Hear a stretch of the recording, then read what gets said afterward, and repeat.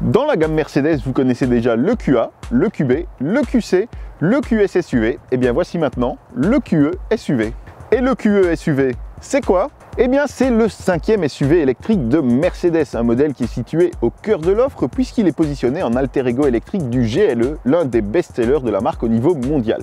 Alors par rapport à ce dernier, celui-ci est quand même 6 cm plus court, mais il est toujours 10 cm plus long qu'un EQC et 36 cm plus court qu'un EQS SUV. Avec cette EQS SUV, eh bien, le nouveau modèle partage d'ailleurs ses proportions et son style global. A commencer bien sûr par cette face avant caractérisée par ce grand panneau noir qui représente une calandre pour faire le lien avec les modèles thermiques, mais qui est ici décoré d'une multitude de petites étoiles qui rappellent bien entendu le logo de Mercedes. À l'avant, on a également la signature lumineuse traversante sur toute la largeur qui se termine dans des feux avant qui sont à LED matriciel, c'est-à-dire dont le faisceau s'adapte automatiquement aux autres usagers de la route pour ne pas les éblouir. Et cette signature lumineuse traversante, on la retrouve également à l'arrière, ce qui est l'un des éléments caractéristiques des électriques de Mercedes. Le QE SUV existe déjà dans une gamme complète de versions. L'offre commence avec la 300 de 245 chevaux en propulsion. On a ensuite la 350 Plus de 292 chevaux aussi en propulsion. Une version qui est également proposée en version 4 roues motrices 4MATIC qui équipe tout le reste de la gamme, à savoir la 500 de 408 chevaux et puis les deux versions AMG, la 43 AMG de 476 chevaux et la 53 AMG de 625 chevaux. Nous avons aujourd'hui à l'essai la version 350 Plus, la version qui sera sans doute le cœur de l'offre en Belgique. Celle-ci propose une généreuse autonomie de 593 km grâce à la grande batterie de 96 kWh brut, 90 kWh utile. Cette batterie pourra être rechargée très rapidement puisque sur une borne en courant continu, la charge pourra atteindre 170 kW, ce qui permettra déjà de récupérer 220 km d'autonomie en seulement 15 minutes de branchement. Et puis en courant alternatif, eh bien on pourra opter pour un chargeur de 22 kW en option. L'habitacle est également caractéristique des modèles électriques de Mercedes avec notamment ce grand panneau lisse sur toute la largeur, là encore parsemé de petites étoiles qui est bien sûr le logo de la marque. Mercedes propose bien sûr l'Hyperscreen en option. L'Hyperscreen, vous savez, c'est ce tableau de bord entièrement digital rassemblé sous un module commun qui rassemble 3 écrans, une option qui est quand même facturée 6 000 €. Notre modèle du jour n'en est pas équipé, nous avons un tableau de bord plus classique fait de 2 écrans. On a un écran de 12,8 pouces pour l'instrumentation numérique, une instrumentation qui est bien sûr personnalisable, comme toujours chez Mercedes, qui laisse le choix entre 6 modes d'affichage de série. Au centre, on a un écran de 12,3 pouces qui pilote le système connecté MBUX, un système qui permettra bien entendu une connectivité étendue avec les smartphones via Apple CarPlay ou Android Auto. Et Mercedes insiste également beaucoup sur l'éclairage d'ambiance de son véhicule. Un éclairage d'ambiance qui est omniprésent puisqu'on le retrouve sur l'ensemble du tableau de bord, sur les contreportes, autour des panneaux sur les portes, autour des accoudoirs mais également sur les contours de siège.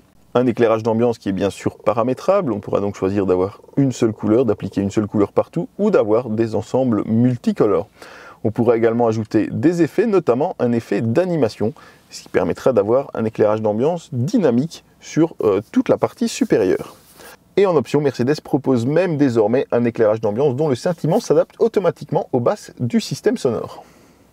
Mercedes conserve quand même quelques petits raccourcis physiques bien pratiques, notamment pour le sélecteur de mode de conduite. On a 4 modes de conduite sur cette version, Eco, Confort, Sport et Individual.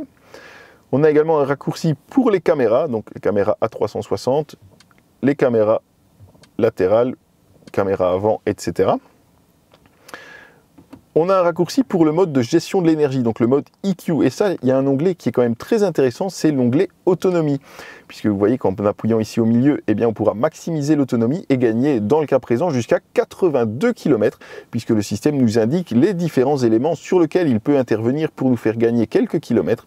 Donc notamment, en restreignant les fonctions de climatisation, eh bien, on pourra gagner 21 km, ou en activant le mode de conduite éco, on pourra récupérer jusqu'à 59 km d'autonomie, ce qui est quand même très pratique lorsqu'on sera un peu court pour rejoindre la borne suivante. Enfin, on a un bouton de raccourci vers les différents systèmes d'aide à la conduite. Ça encore, c'est très pratique puisque ça permet de désactiver en 2 clics seulement le système d'alerte de survitesse, l'alerte de franchissement de ligne par exemple. Et on a également un petit bouton pour relever le niveau de la suspension pneumatique. Et donc voilà, vous voyez que si je relève le niveau à cet endroit-ci, eh bien le système me demande automatiquement si on souhaite que la voiture se relève d'elle-même la prochaine fois qu'on viendra ici. Et donc là, ce sera très pratique, notamment pour ceux qui doivent relever la suspension pour rentrer par exemple dans leur garage. Et bien, une fois qu'ils l'auront enregistré une fois, la voiture le fera d'elle-même toutes les fois suivantes. La qualité à bord est absolument remarquable. On a de très beaux matériaux, notamment du cuir ici sur la partie supérieure, de l'alcantara notamment sur les portières, et tout est très bien assemblé. Puis on a également ce volant, là encore habillé de cuir surpiqué, perforé sur les côtés, et puis comme on a le volant AMG, c'est le volant caractéristique avec 4 branches et des commandes tactiles.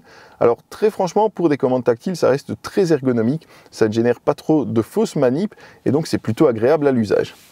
Et puis vous voyez qu'à l'arrière, on dispose de petites palettes métalliques, des petites palettes d'un très bel effet également, qui ne permettent bien entendu pas de piloter la boîte de vitesse, puisqu'on n'a pas de boîte de vitesse à proprement parler sur ce modèle électrique, mais qui permettront de gérer la récupération d'énergie en conduisant. Donc en tirant par ici, on augmentera la récupération d'énergie, et en tirant sur celle de droite, on laissera la voiture plus en roue libre.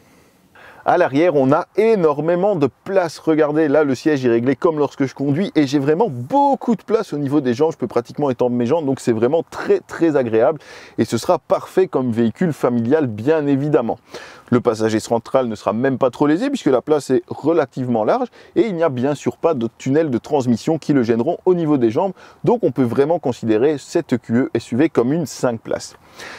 Par ailleurs, les passagers pourront régler eux-mêmes leur propre climatisation à gauche comme à droite puisqu'on a bien une climatisation quadrizone.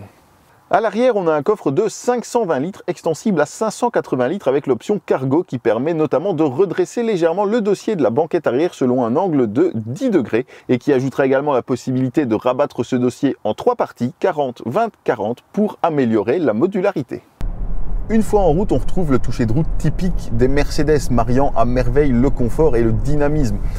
L'amortissement est particulièrement feutré et en même temps, il maintient très bien la caisse dans les virages en conduite plus dynamique. Franchement, à ce niveau-là, c'est vraiment selon moi l'un des meilleurs équilibres entre les deux de tout le marché auto, pas seulement sur cette EQS SUV, mais bien sur l'ensemble des Mercedes. Le confort passe également par une excellente insonorisation acoustique, surtout avec notre modèle d'essai qui dispose du pack acoustique qui profite donc d'une insonorisation renforcée. On est donc vraiment bien isolé de l'ensemble des bruits extérieurs. Les bruits de roulement sont également très bien filtrés et dans une voiture électrique, c'est évidemment un plus. Ça apporte évidemment beaucoup en termes d'agrément à bord. Un petit mot sur les aides à la conduite forcément pléthoriques puisqu'on est à bord d'une Mercedes. Et pour une fois, ce sera sur une note positive. Si vous êtes habitué de la chaîne, vous savez que je n'apprécie pas trop tous ces systèmes de garde-fous électroniques qui ont tendance un petit peu à envahir l'habitacle et à gâcher l'expérience de conduite dans le pire des cas. Mais cette fois-ci, je trouve que c'est vraiment très bien calibré sur cette Mercedes, notamment l'aide au maintien de voie actif qui intervient toujours avec beaucoup de précision et énormément de progressivité. Du coup, on n'a jamais l'impression que la voiture nous corrige, mais plutôt qu'elle nous accompagne, notamment sur une route sinueuse comme en ce moment. C'est vraiment très agréable et surtout, ça ne provoque pas, là encore, d'alerte incessante. Même chose pour l'alerte de survitesse, le fameux ISLA qui est désormais obligatoire dans toute l'Europe, l'Intelligent Speed Limit Assist, qui doit donc avertir le conducteur lorsqu'on entre dans une nouvelle zone de limite de vitesse. Il est ici très bien calibré, très précis aussi, ce qui n'est pas toujours le cas. Et surtout, il est lui aussi assez intelligent dans ses interventions parce qu'il laisse quelques km/h de marge, c'est-à-dire qu'il ne va pas se mettre en route, il ne va pas se déclencher dès qu'on va dépasser la vitesse de 1 km/h. Il va laisser, d'après ce que j'ai pu relever, 3 km/h de marge. Et en dépit de son gabarit, le QE SUV peut se montrer particulièrement agile et particulièrement à l'aise en ville, à condition d'avoir opté pour l'option de l'essieu arrière directionnel. Dans ce cas-là, les roues arrière pourront braquer jusqu'à un angle de 10 degrés dans le sens opposé des roues avant et ça permettra de faire passer le diamètre de braquage de 12,3 à 10,5 mètres. Et ça, je vous assure que lorsqu'on est en utilisation réelle, lorsqu'il faudra par exemple effectuer une manœuvre de stationnement, c'est vraiment bluffant d'efficacité parce qu'on sent vraiment la voiture qui pivote pratiquement sur elle-même et qui permet donc évidemment de faciliter toutes ces manœuvres. Le QE SUV propose 3 niveaux de régénération, de récupération d'énergie qui sont ajustables en temps réel grâce aux palettes situées ici derrière le volant. On aura donc du mode le plus roulant qui sera en fait pratiquement une roue libre. Il y a vraiment très peu de ralentissement dans ce cas-là. On a l'impression que vraiment tout est déconnecté et qu'on peut rouler comme ça sur de très longues distances jusqu'à un mode qui sera le plus marqué et qui pourra même aller jusqu'à l'arrêt complet puisqu'on aura un mode vraiment one pedal driving qu'on pourra toutefois désactiver via les paramètres de la voiture pour ceux qui préfèrent garder un petit peu de rampage à très basse vitesse. Et puis si l'on maintient l'une des deux palettes au volant pressées pendant quelques secondes, on active le mode de récupération intelligent qui s'adaptera donc automatiquement au trafic pour moduler la récupération d'énergie et donc la décélération. Moi personnellement j'ai trouvé que ça manquait parfois un petit peu de progressivité, notamment lorsqu'il faut faire un freinage appuyé, lorsqu'il faut s'arrêter complètement, et bien la voiture vraiment reste en roue libre jusqu'au dernier moment et du coup c'est parfois un petit peu désagréable d'avoir ce sentiment de freinage un petit peu trop fort, un petit peu trop brusque. En l'utilisant au mieux, on pourra évidemment optimiser la consommation que nous avons relevée à 23,6 kWh au 100 km durant nos quelques jours d'essai sur différents types de parcours. Donc autant de l'autoroute que des trajets plus courts pour mon usage quotidien pendant les quelques jours où j'ai eu le véhicule à l'essai. Mercedes annonce entre 18,5 et 22,5 kWh au 100 km en cycle WLTP selon les équipements et les gens entretenus. Mais compte tenu de la météo lors de notre essai entre 8 et 12 degrés, ça reste tout à fait correct et ça permettra d'approcher des 400 km réels, même dans ces conditions assez fraîches. Avant de nous quitter, je vais quand même vous donner une idée du prix de cette EQE SUV. Le tarif de base pour la version 300 débutera à 84 700 €. Pour le 350 Plus que nous avons essayé aujourd'hui, il faudra compter 88 330 € et si vous voulez les 4 roues motrices, il faudra s'orienter vers la 350 Formatic à partir de 90 750 €. Merci à tous d'avoir regardé cette vidéo comme d'habitude. N'hésitez pas à nous dire ce que vous avez pensé de ce Mercedes EQE SUV. Posez-nous vos questions ci-dessous. Puis consultez nos sites internet, nos réseaux sociaux pour être tenu au courant de toute l'actu auto. Et je vous dis à très vite pour une nouvelle vidéo. Salut!